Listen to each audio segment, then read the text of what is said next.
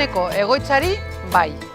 Egoera bakoitzarentzat konponbidea bilatzen dugulako.